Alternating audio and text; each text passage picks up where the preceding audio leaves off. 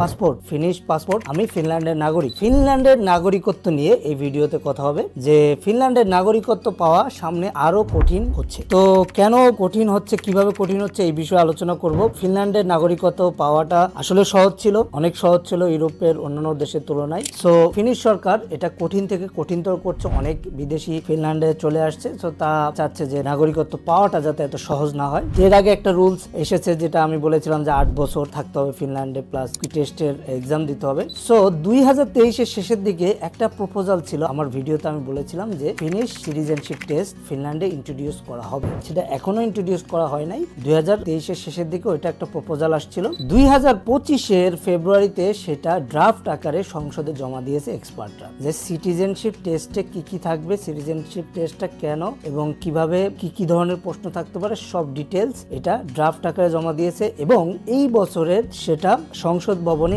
এমপিরা ভোটের মাধ্যমে সেটা পাস করবে কি করবে না ভোট দেওয়ার পরে বোঝা যাবে। এটা সংসদ ভবনে গিয়েছে, এখন এটার উপর ভোটাভুটি হবে। যদি এটা ভোটে যদি পাস করে তাহলে এটা হয়তো এই বছর বা আগামী বছর এটা কার্যকর হয়ে যাবে। সো আসলে কোনো কিছু যখন সংসদে যায় আমি দেখতেছি সেটা পাস হয়ে যায়। সো এটা 90% কেস যেটা পাস হয়ে যাবে। সো আপনারা আগে থেকেই জেনে রাখতে পারেন যে ফিনল্যান্ডে যারা অলরেডি পাসপোর্ট পাইছেন, যেমন আমি পাসপোর্ট পাইছি, এখন ওইটা সহজ ছিল, যারা পেয়ে গেছেন তারা লাকি, আপনারা বেঁচে গেছেন। সো সামনে যারা নাগরিকত্বের জন্য অ্যাপ্লাই করবেন তাদের জন্য অনেক কঠিন হবে। সো সিটিজেনশিপ টেস্ট নিয়ে এই ভিডিওতে আলোচনা করব। চলেন সিটিজেনশিপ টেস্ট নিয়ে কথা বলি। সো ইউরোপের অনেক দেশে সিটিজেনশিপ টেস্ট নামে এই টেস্টটা থাকে। এই টেস্টে কি কি থাকে? আচ্ছা, আরেকটা বিষয় হচ্ছে যে ল্যাঙ্গুয়েজ টেস্ট। ল্যাঙ্গুয়েজ টেস্টটা ম্যান্ডেটরি। ল্যাঙ্গুয়েজ ফিনিশ অথবা সুইডিশ ল্যাঙ্গুয়েজের উপর আপনার উকি টেস্টে পাস করতে হবে, আর 3 পাইতে হবে, তাহলে আপনি পাস করবেন। So that's different. এটা হচ্ছে ফিনিশ সিটিজেনশিপ টেস্ট। তাহলে এটা বলছে যে পেইড হবে, উকি টেস্টও পেইড, এটা পেইড হবে এবং এটা মাল্টিপল চয়েস টাইপের কোশ্চেন হবে। হয়তো 40 থেকে 50টা কোশ্চেন থাকতে পারে, আপনার ট্রু ফলস টাইপের কোশ্চেন থাকবে।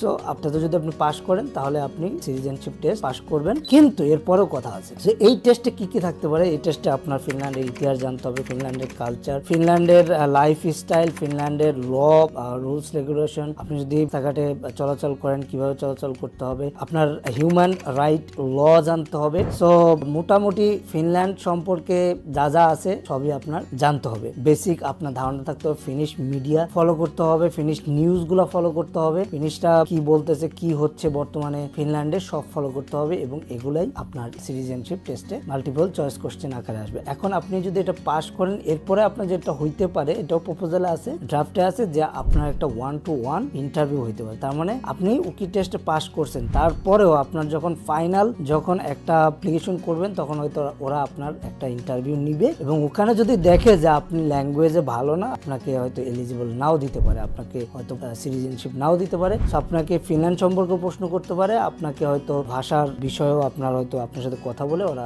যাচাই বাছাই করতে পারে। সো এইটাই হচ্ছে সিটিজেনশিপ টেস্ট। সো এই টেস্টটা যদি আপনারা পাস করেন তাহলেই আপনারা ফিনল্যান্ডের সিটিজেনশিপ নাগরিকত্বের জন্য আপনি অ্যাপ্লিকেবল হবেন। প্লাস বাকি যে রুলস গুলা, যেমন হচ্ছে 8 বছর থাকা বা ফিনিশ ল্যাঙ্গুয়েজ টেস্টে পাস করা বা আরো যে ট্যাক্স দেওয়া বা ক্রাইম না করা, এগুলো আপনার অবশ্যই মেনটেন করতে হবে। সো যারা অলরেডি পেয়ে গেছেন পাসপোর্ট আপনারা লাকি, যারা পান নাই তারা যদি এখনো অ্যাপ্লিকেশন করতে পারেন তাহলে হয়তো পেয়ে যাবেন। আদারওয়াইজ আপনাদের এই সিটিজেনশিপ টেস্ট দিয়ে আসতে হবে। তবে এখনো পাস হয় নাই সিটিজেনশিপ টেস্ট, এই বছরে সংসদে যাবে, সংসদে ভোটাভুটি হবে এই বছরে, তারপরে যদি পাস হয় এবং 90% ক্ষেত্রে এটা পাস হয়ে যায়। সো আশা করি ভিডিওটি আপনাদের উপকারে লেগেছে। যদি ভালো লাগে লাইক দিবেন আর আমার চ্যানেল সাবস্ক্রাইব করবেন। ভালো থাকবেন, সুস্থ থাকবেন, take care and bye by.